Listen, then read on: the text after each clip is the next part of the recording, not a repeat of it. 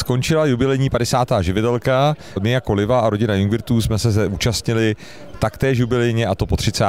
Řekli jsme si, že to chceme letos udělat trochu jinak, takže jsme neukázali celý sortiment, ale ukázali jsme pouze značku Krone a ze značky Krone jsme sem přivezli všechny stroje, které Krone vyrábí, nebo respektive ukázku všech strojů, které Krone vyrábí. Ať už jsou to sekačky, obraceče, schrnovače, sběrací vůz, list na hranaté balíky a konec konců i královský stroj řezačka. Sběrací vůz je obrovský, takže jsme ho postavili venku před plochu a myslím si, že se ho všichni všimli.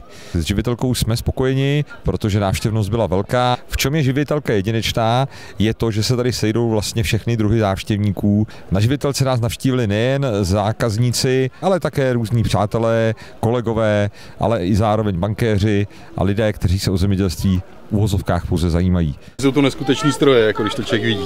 To je fakt neskutečný. Ty mašiny jsou obrovský. Chtěl bych i poděkovat všem, kteří nás navštívili, ale hlavně i našim kolegům, kteří tohle všechno připravili a kteří tady strávili, byť se to nezdá, spoustu času, ať už přípravou, tak na výstavě samotné. Už nyní se těšíme na příští ročník Země živitelky, kde jako tradiční vystavovatel nebudeme chybět. A nejen na něj, ale i na naše jarní výstavy, které pořádáme v Petrovicích, Mariánských Lázních a v Předslavicích na jaře příštího roku. Všechny vás tímto srdečně zvu.